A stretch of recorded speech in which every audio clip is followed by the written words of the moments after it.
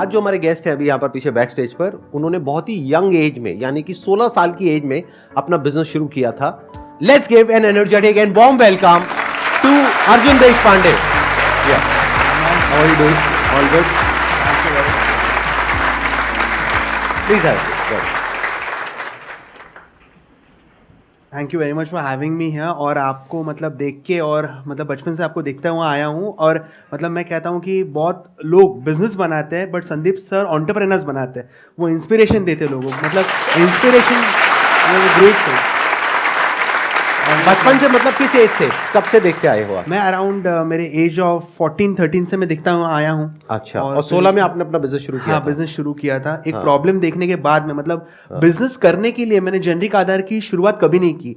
एक बड़ा problem solve करने के लिए, मतलब 130 करोड़ लोगों को आज की तारीख में जो प्रॉब्लम आ रहा है कि मेडिसिन से अफोर्डेबल होने चाहिए, तो वो जब मैंने देखा कि एक बुजुर्ग से अंकल थे 70 ईयर्स के, वो मेडिकल स्टोर ओनर को क्रेडिट के लिए रिक्वेस्ट कर रहे थे और वो मेडिकल स्टोर वाला कह रहा था कि मैं आपको क्रेडिट नहीं दे पाऊंगा। तो वो बहुत एक शॉकिंग चीज थी मेरे लिए। और उनके वाइफ को हुआ था कैंसर। तो मैंने उनको कहा कि आपके पास में पैसे नहीं है तो आप क्या करेंगे अभी? तो उन्होंने कहा तो मुझे ये मंथ का स्किप करना पड़ेगा, तो इवेंचुअली उनके वाइफ के हेल्थ के ऊपर असर होगा। तो एज ए यंग किड मैंने जाके जब नेट के ऊपर सर्च किया, जो 15,000 का मेडिसिन जो था MRP, वो जो मैन्युफैक्चरिंग प्राइस था वो केवल 3,000 रुपये थे। So there was a huge difference between the manufacturing price and the marketing price. तो मेडिसिन हमारे लिए वो लग्जरियस प्रोडक्ट तो है नहीं, वो आपके लिए और मेरे लिए एक बेसिक ज़रूरत है, हम सभी के लिए। तो और वो हर एक इंडियन को मिलने चाहिए। तो वहाँ से एक सिर्फ दिमाग में सोच आई, और अगर हम लोग को एक बार विचार आता है, एक सोच आती है, तो वो एज एन एंटरप्रेन्योर हमको वो एग्जीक्यूट करना। आइडिया तो हम सभी के पास में, but execution one of the important pillar हो गई है। ऑल ओवर इंडिया में कितने स्टोर्स खुल चुके हैं आपके? अभी 2000 प्लस फ्रेंचाइजीज हमारे पूरी इंडिया में स्टोर्स है एक्टिव। और हम लोग मतलब 150 प्लस सिटीज में, मतलब ना कि सर अर्बन एरियाज में बट छोटे छोटे गाँव में हम लोग आज प्रेजेंस बना रहे हैं। जेनरिक मेडिसिन क्या होती है और ब्रांडेड मेडिसिन क्या होती है, उसमें डिफरेंस पता है आप लोगों को? कितनों को पता है? एक बार हाथ ऊपर करो। 90% ऑफ द मेडिसिन हमारे देश में जेनरिक ही है, बट हमारे इंडिया में MNC कंपनीज जो है वो आके उसको ब्रांड कर देते हैं। मतलब 10 रुपीज़ का प्रोडक्ट आज मैं भी वही मैन्युफैक्चर से खरीदता हूँ, बट वो लोग भी 10 रुपीज़ में खरीदते हैं, वो 1000 में बेचता है, मैं वही चीज़ 50 रुपये में बेचता हूँ। So this is the huge difference coming in to the market today. And इसके वजह से सीनियर सिटीजन, मतलब मैं आज जहाँ जहाँ पर जाता हूँ तो सीनियर सिटीजन जब सर के ऊपर हाथ रख के कहते हैं कि बेटा आपके वजह से हमारा 10,000 का बिल 2,000 का आया, तो एक 20 साल की उम्र में मुझे लगता है that is one of the important pillar what we all youngsters should work on. Excellent point, बहुत बढ़िया। तो जब 16 साल की एज में आपने अपने घर पे बात करी कि मैं ऐसा कुछ करने के बारे में सोच रहा हूँ, तो आपका क्या बिजनेस बैकग्राउंड है, जॉब बैकग्राउंड है? नहीं, मेरे मतलब मम्मी जॉब बैकग्राउंड से आते हैं और पापा भी मतलब उनका टूर्स एंड ट्रैवल्स का बिजनेस था। तो मैंने मतलब जब मैंने वेंचर की शुरुआत मैंने सोचा था कि ये चीज़ मुझे करनी है, तो अक्सर सी बात है कि हम लोग ने मतलब ऐसे यंग एज में ऐसा कुछ किया नहीं होता है कि वो लोग हमारे ऊपर इतना इसीलिए ट्रस्ट करें। तो एक विचार अच्छा था कि मैं ग्राउंड लेवल पर रिसर्च कर रहा था कि अभी तो मैंने प्रॉब्लम देखा कि 130 करोड़ लोगों को मेडिसिन जो है वो अफोर्डेबल रेट्स में चाहिए, बट पहुंचाऊंगा कैसे, कहाँ तक कैसे पहुंचाऊंगी? 130 करोड़ लोगों तक पहुंचना है तो करोड़ों की फंडिंग लगेगी, और मेरे पास में तो पैसे ही नहीं थे, क्योंकि एक अकेला सिर्फ एक विचार था मेरे पास में। तब मैंने क्या किया, मैं छोटे छोटे जो मेडिकल स्टोर थे हमारे आसपास के एरिया में, मैं उनके साथ में जाके कनेक्ट करने लगा। अराउंड 100-200 स्टोर्स के ऊपर मैंने विजिट किया, बट बहुत सारे लोग उतना ट्रस्ट नहीं कर रहे थे कि आप मतलब वैसा मैंने कुछ किया है ना। मेरा पहला स्टोर जब एग्रीगेट हुआ, मैं फर्स्ट स्टोर, उस रात को मतलब मैंने उनके साथ में एग्रीमेंट साइन किया, और उसके बाद में मैंने जाके मम्मी पापा को बोला कि मैंने पहला स्टोर का एग्रीमेंट साइन करके मैं आया हूँ और कल उसका इनॉग्रेशन है। तो फिर उन्होंने सपोर्ट किया, फिर वहां से फिर मम्मी पापा को कन्विंस किया। अच्छा, वेरी इंटरेस्टिंग। तो आपने पहले सीधा जा करके अपने घर वालों को नहीं बताया? नहीं बताया। या फादर मदर को कुछ हिंट तो दिया होगा जब आप इन स्टोर ओनर से बात करने गए थे? मैंने नहीं दिया। मैं उनको कहता था कि मतलब मैं मेरा तब क्या बोलते थे, मैं कहाँ जा रहा हूँ? मैं मतलब कॉलेज जा रहा हूँ, 11th-12 मेरा जस्ट 10th हो गया था, 11th-12 चल रहा था मेरा। तब मैं उनको कहता था कि मैं कॉलेज जा रहा हूँ, और उसके साइड में मतलब 2 व्हीलर तो था, तो मेडिकल टू मेडिकल विजिट करता था। जैसे हमारे तो बंक मारते थे स्कूल से? हाँ, तब मैं बंक मारता था और डायरेक्टली वहाँ पर जाता था। तो उनको बोलने की आपने अपना स्कूल कंप्लीट किया या नहीं किया? पढ़ाई पूरी करी या नहीं करी? 12th मैंने की, उसके बाद मैंने नहीं किया, क्योंकि मैं मानता हूँ कि एजुकेशन में आपसे बात करो, आप मुझसे बात करें, we are sharing education. Right. Degree is not just a method to gain something, और we can not prove just a degree for our self.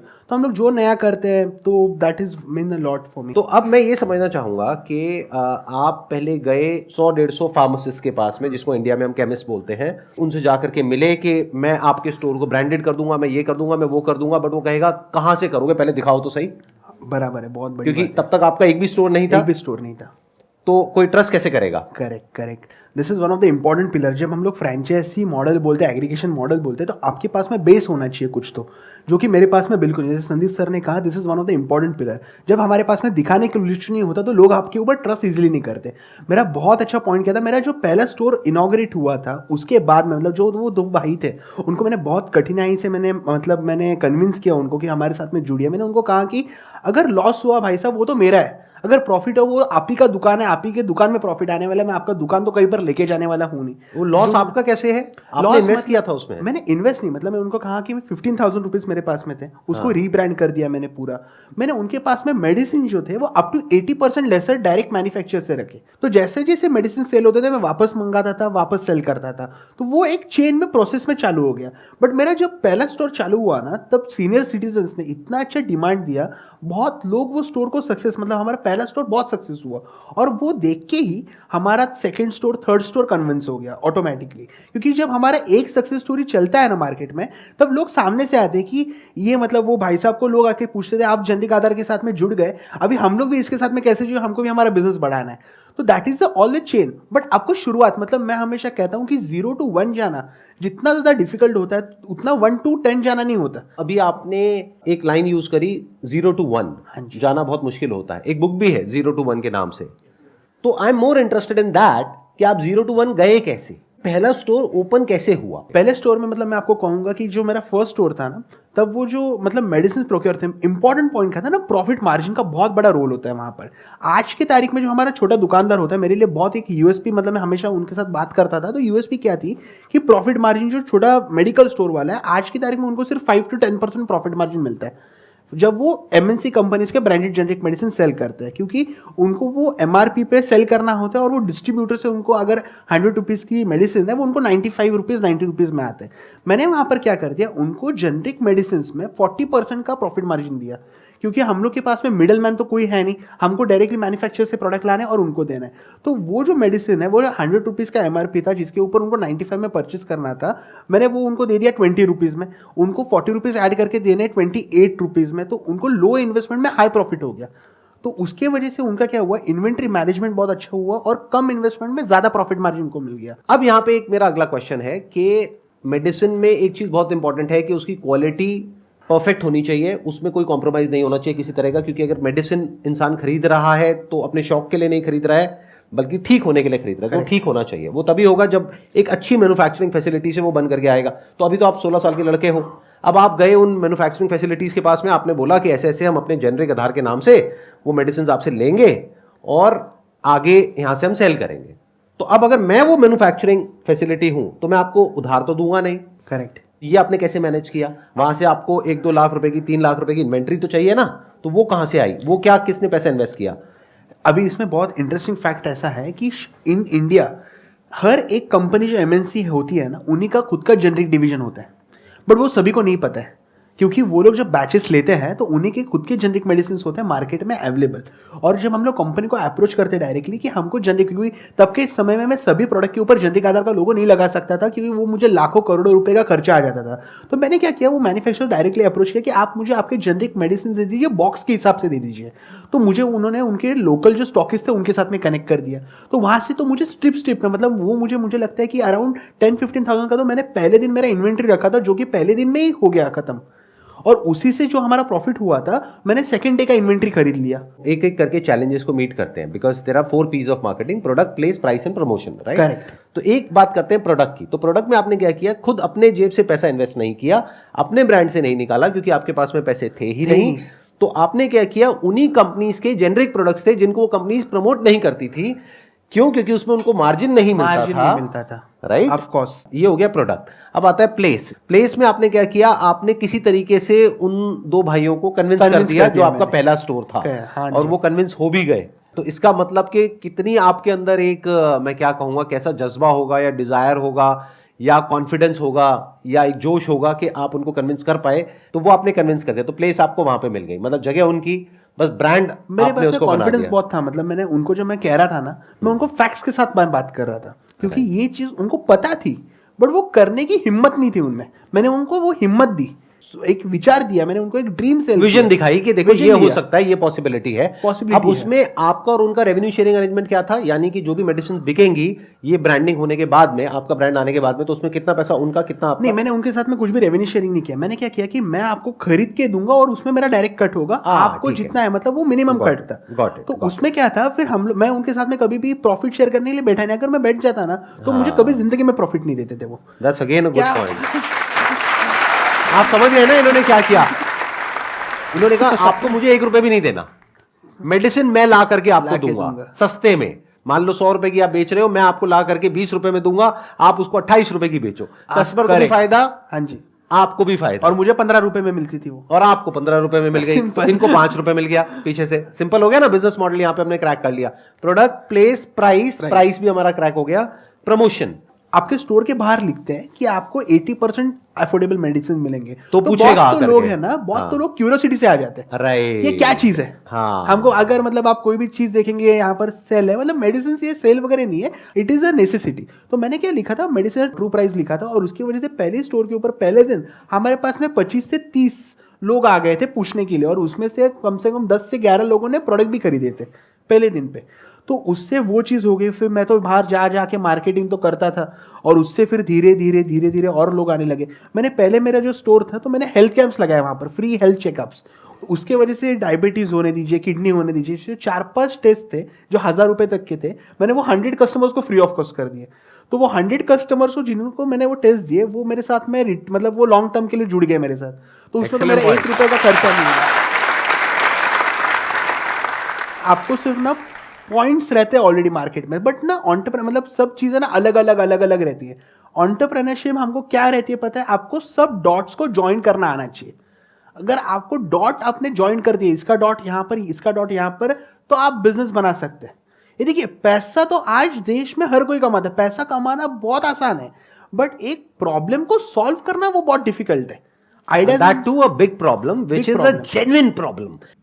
हर कोई बिजनेस यही बोलता है कि मैं एक जेन्युइन प्रॉब्लम को सॉल्व कर रहा हूँ। जो बर्गर बेच रहा है वो भी यही बोलता है कि मैं एक जेन्युइन प्रॉब्लम को सॉल्व कर रहा हूँ। राइट, अब वो दुनिया जानती है, अब वो एक्चुअल में असलियत क्या है वो हम सबको पता है कि वो प्रॉब्लम सॉल्व हो रही है, प्रॉब्लम बढ़ रही है। राइट, हाँ। आई मस्ट से इट्स वेरी इंप्रेसिव जिस तरह से रतन टाटा जी ने आपके इसमें इन्वेस्ट किया और आपको सपोर्ट किया, उसके अलावा आपने इन्वेस्टमेंट रेस करी। तो एक स्टैंड पॉइंट से देखा जाए, दुनिया के स्टैंड पॉइंट से, तो you have achieve massive success at a young age because you are just 20 years old. Actual में जो रियल चैलेंज है वो अब आने वाला है आपको। क्यों आने वाला है उसके पीछे रीजन बता देता हूं। अब आप अपने ब्रांड के नाम से मेडिसिन दे रहे हैं, यानी कि जेनरिक आधार के नाम से वो मेडिसिन दे रहे हैं जो आप पीछे उन्हीं कंपनी से बनवा रहे हैं, उन्हीं मैन्युफैक्चरिंग फैसिलिटीज से बनवा रहे हैं जहां से बड़ी बड़ी कंपनीज बनवाती हैं। करेक्ट। तो उसी क्वालिटी स्टैंडर्ड्स के अकॉर्डिंग, राइट। यस। क्योंकि आपने इन्वेस्टमेंट रेस कर ली है, तो जो इन्वेस्टर्स हैं वो आपके ऊपर प्रेशर क्रिएट करेंगे अपना मार्जिन इंक्रीज करने के लिए। तो अब आप अपने आप को किस तरीके से रोकेंगे, that is a big question. ये बहुत बड़ी बात है। आपने जैसे कहा, मतलब मैंने अगर इन्वेस्टमेंट अगर रेज भी किया है तो वो मैंने सस्टेन होने के लिए नहीं किया है, एक्सपेंड होने के लिए किया है। तो मैंने जो इन्वेस्टर्स, मतलब generic Aadhaar is from the day one, it's a profitable startup, it a profitable company. हम लोग आज तक एक भी रुपया बंद नहीं करते। आजकल हम लोग जो स्टार्टअप बबल देखते हैं तो हर एक कंपनी लॉसेस में है, बहुत सारी कंपनीज, उसके वजह से उनको इन्वेस्टर्स का प्रेशर आता है। बट जेनरिक आधार हम लोग ने क्या किया, बहुत माइन्यूट से इक्विटी दिया, उसमें ज़्यादा इक्विटी हम लोग ने दिया नहीं। इसकी वजह से we are not on the other side that we have to, मतलब वो इन्वेस्टर प्रेशर के ऊपर रहना है, बिकॉज मेरा वो मेंटेलिटी नहीं है कि हम this is a cause we have to solve on. ये प्रॉफिट बढ़ाने के लिए चक्कर में हमको हमारा कॉज नहीं भूल जाना है। यहाँ तक की स्टोरी बहुत अच्छी है, और अभी क्या हो रहा है, अब आपको धीरे धीरे एक्नॉलेजमेंट भी मिल रहा है। अब आप इस प्लेटफॉर्म पे आए, और भी प्लेटफॉर्म्स पे आप जा रहे हैं, और भी लोगों से मिल रहे हैं, धीरे धीरे सोशल मीडिया पे भी आपके बारे में बात हो रही है।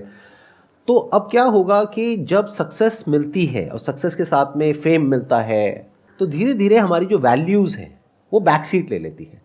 ऐसा 99% लोगों के साथ मैंने होते हुए देखा है। तो मेरे स्टैंड पॉइंट से अगर देखा जाए तो आपका सबसे बड़ा दुश्मन कोई और नहीं होगा, आप खुद होगे, क्योंकि आपका जो माइंड है उसके अंदर desires, greed, envy, jealousy, anger, frustration सबके अंदर होता है। मेरे अंदर भी, आपके अंदर भी, हम सबके अंदर है।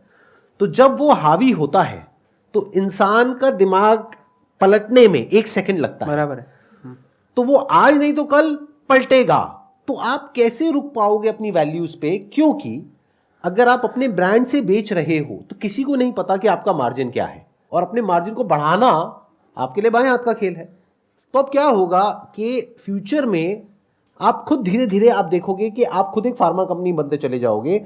एक थॉट से, एक आइडिया से एक शुरुआत हुई थी। तो इसको प्रोटेक्ट करने के लिए what we need is we need a very strong commitment from your side. If you're not ready to give that kind of a commitment, that's absolutely fine, that's your call, but I'm putting you in a hard spot कि अगर इस platform पर आप एक commitment दे सको तो ये problem हमेशा के लिए सॉल्व हो जाएगी और लोगों की। यानी कि एक मेडिसिन का प्राइस होता है X, जितने में वो मार्केट में बिक रही है, उसको हम बोल सकते हैं एवरेज प्राइस। क्या ये आप कमिटमेंट दे सकते हो पब्लिक प्लेटफॉर्म पर लोगों को कि हम ये जो average price of branded medicine है उससे इतना परसेंट तो ऑफ होगा ही होगा? कमिटमेंट अभी भी मैं देता हूं और ऑलरेडी मैंने दे चुकी है 50% टू 50% के नीचे 49% भी नहीं, 50% के नीचे ही हम लोग डिस्काउंट तो फिक्स देने ही वाले हैं, 50 टू 80। और मैं आपको कहता हूँ 70% मेडिसिन ऐसे जिसमें हम लोग 80% डिस्काउंट देते ही देते हैं। तो आपने जैसे कहा कमिटमेंट, तो वो तो डेफिनेटली 50% तो हम लोग देंगे ही देंगे। मतलब 100 रुपये का चीज़ है मार्केट में, वो हम लोग 50 रुपये में देंगे, मतलब देंगे। और वो अगर हम लोग है तो 20 रुपये तक देंगे हम लोग। So that is 100% for sure from my side. Excellent point ji. You need guts to say that. और मैंने ये क्यों किया मैं आपको बता देता हूं, क्योंकि जो आप काम कर रहे हो ना, that's like a dual edged sword. क्योंकि आप एक बहुत बड़ी प्रॉब्लम को सॉल्व कर रहे हो इस वक्त। मतलब आप खुद क्या कर रहे हो वो अभी आप खुद भी नहीं जानते हो कि ये कितने बड़े लेवल पे कितने लोगों का भला हो सकता है इसकी वजह से। सो आई वांटेड कि मैं ऐसा कुछ करूं कि आपके ऊपर एक जिंदगी भर के लिए प्रेशर क्रिएट हो जाए कि अब मैं 50% ये एक तरह से लक्ष्मण रेखा हो गई कि इसको हम लांग नहीं सकते, नहीं तो जनता छोड़ेगी नहीं।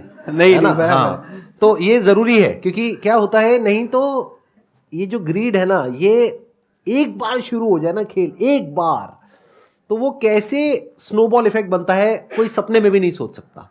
आप लोग अगर अपने माइंड में कभी झांक करके देखेंगे ना, आई एम नॉट श्योर आप में से कितने रेगुलरली मेडिटेशन करते हैं या नहीं करते हैं, बट अगर कभी आप झांक करके देखेंगे अपने माइंड में, ऐसी ऐसी चीजें आपको दिख जाएंगी, ऐसा ऐसा कुछ दिख जाएगा कि ये कह लो जो पूरी जो ह्यूमैनिटी है उसका जो माइंड का स्ट्रक्चर है, माइंड की जो प्रॉब्लम्स वो आपको सब यहाँ पे नजर आ जाएगी। Greed, envy, jealousy, anger, frustration, depression, anxiety, सब कुछ नजर आएगा। तो है सबके अंदर, लेकिन क्या रोकता है हमको वो गलत काम करने से? वो है जब हम पब्लिक में आकर के कुछ बोल देते हैं, वो हमको रोक सकता है। कुछ ऐसा बोल देना होगा, कुछ ऐसा कर देना होगा कि आप उससे पीछे ना हट सको। वही आज यहां पर हुआ है, जो इन्होंने बोल दिया है कि 50% टू 80% तो रहेगा ही। मतलब मिनिमम एक बेंचमार्क आ गया, 50% तो रहेगा ही। क्योंकि जिस दिन जेनरिक आधार के मान लो 10,000, 20,000, 50,000 स्टोर्स खुल गए पूरे इंडिया में, गली गली में दिख रहा है, और प्लस इनका खुद का एक इतना बड़ा ब्रांड बन गया, तो ये खुद एक फार्मा कंपनी से कम नहीं है as far as turnover is concern. इनकी टर्नओवर भी 10,000 करोड़, 20,000 करोड़ पहुंचने में टाइम थोड़ी ना लगेगा। तब ये अपने आप में एक बहुत बड़ी एक monopoly kind of a situation create कर देंगे, जहां पर के लोग ट्रस्ट करेंगे जेनरिक आधार के ऊपर। अब अगर उस वक्त इन्होंने अपने मार्जिन बढ़ाने शुरू कर दिए, ये पॉडकास्ट देखूंगा वापस, तो ये पॉडकास्ट आपको काम आएगा। पॉडकास्ट और एक चीज, मतलब मैं फैक्ट ये आपको 5 साल बाद रोकेगा, 10 साल बाद, 20 साल बाद रोकेगा। और मतलब ये चीज आपसे बहुत सीखने जैसे, मैं मतलब संदीप सर के, मैं सभी को पता है, मतलब वो YouTube इतना अच्छा बड़ा चैनल तो भी मॉनिटर कुछ नहीं करते वो चीज़ को। मतलब सब है उनके पास में आज की तारीख में, बट वो चीज़ को उन्होंने, मतलब ये हमको उनसे सीखना चाहिए। मतलब हमारे पास में जब सब होता है, फेम होता है, सब कुछ होता है, बट वो हम लोग अगर वो चीज़ बिजनेस नहीं कर रहे हैं, उसका मतलब उससे ज़्यादा बड़ी चीज़ कुछ नहीं हो सकती इनके जैसे। तो hats off to you for that. मतलब आप अगर ये चीज़ अगर मुझे कहेंगे ना, तो डेफिनेटली मन से मुझे आनंद हुआ ये चीज़ का, क्योंकि वो आपने चीज़ करके हो चुकी है आपकी, आपने वो सब आप में, मतलब वो सब कुछ नहीं है चीज़ें आप में। तो अगर आप वो मुझसे एक्सपेक्ट करेंगे तो डेफिनेटली मैं हाई बोलूंगा वो चीज़ के लिए। मुझे यही देख करके खुशी हो रही है, क्योंकि जब आप यहाँ पर आए थे, आपने बताया कि आपने 14 साल की एज से मेरी वीडियोस देखी करी, तो आई एम श्योर आपने ये सब देख रखा होगा, आपको मेरे बारे में सब कुछ पता होगा। तो आई वांटेड कि जब आप इतने मैसिव लेवल पे कुछ करने वाले हो, that too in the social entrepreneurship category.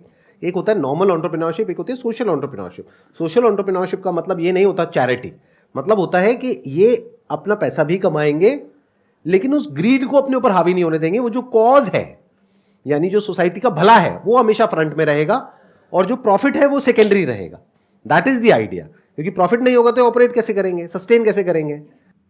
जैसे मैं ये जो काम कर रहा हूं, मैंने अपने लिए बड़े अच्छे से प्लान करके, जिसको फाइनेंशियल प्लानिंग बोलते हैं, एक स्ट्रक्चर बनाया हुआ है कि मुझे किसी तरह की कोई प्रॉब्लम नहीं है और होपफुली अगले 50 साल तक भी नहीं आने वाली है। मैंने इस तरीके से प्लानिंग कर रखी है, तो मुझे किसी के आगे हाथ नहीं फैलाना पड़ेगा कभी भी। करेक्ट। इस काम के लिए the problem with this work that I am doing is कि the moment I ask someone, चाहे वो ऑडियंस हो, चाहे वो कोई इंसान हो या कोई ऑर्गेनाइजेशन हो, उससे मैं बोलता हूं कि भाई मुझे पैसा दे दो ये काम करने के लिए, बराबर है। तो उनकी शर्तें आ जाएंगी। शर्तें आ जाएंगी। वो कहेंगे कि ठीक है हम देते हैं आपको 10 करोड़ रुपए, 20 करोड़ रुपए, बट अब आपको ये करना पड़ेगा, अब ये इलायची बेचनी पड़ेगी। तो इलायची मैं खाता ही नहीं, मैं इलायची क्यों बेचूं? I don't like elaichi. Thank you so much for coming, it was pleasure meeting you, pleasure talking to you, wish you all the best. आप बहुत अच्छा काम कर रहे हो, I must say that, and keep doing it. Big round of applause for him.